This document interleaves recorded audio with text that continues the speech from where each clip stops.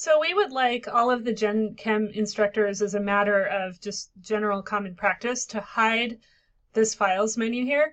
You can see that it's not grayed out, and so that means that the students can see it. So if I go to settings and student view, this lets me view it as a student. There's the files menu, and I can click on it, and oh look, there's an exam key. And I can upload it and share it with all of my friends.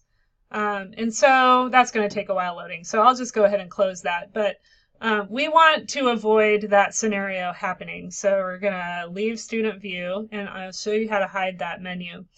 Go to settings. And then you've got all these tabs across the top in settings. You want to go to navigation. And what you want to do is drag whatever you don't want from up here to down there. So anything that's down here are hidden from students, and students can't access them. So we'll take the files and we'll drag them to the bottom there.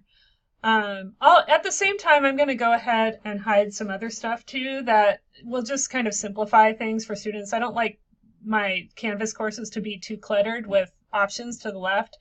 So there's a few things, and you can always change your mind later and republish these later if you want to, but all of this stuff I'm going to hide for now. Let's see here.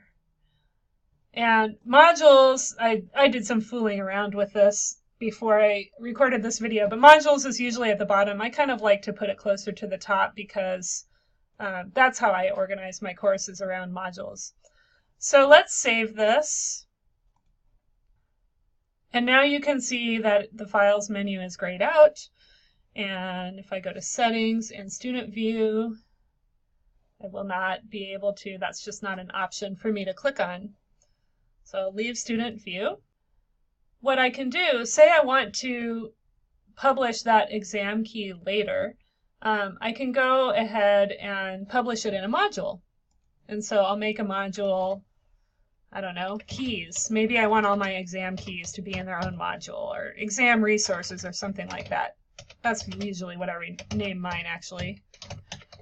So I'll add that module, and then I can go look for the file. I'll add the file, and there it is. Okay, so now my students can go get this exam key through the module, but I've thought through when I want to publish it, and it will only be available to them at that time. I can also go ahead and unpublish it for now if I want to do that, before my course even starts, and then my students wouldn't see it.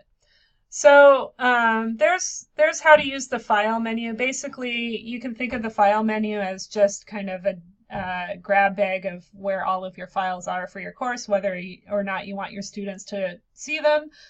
And then you just kind of grab from that grab bag and put them into modules as needed. You can also, just one more thing, you can also, you don't have to put a file in the file menu before you add it to a module. You can click on this new file thing and then click this choose file button and go and browse your computer for any file that you want. And then it will automatically then put it in the file menu for you so that you can have it later.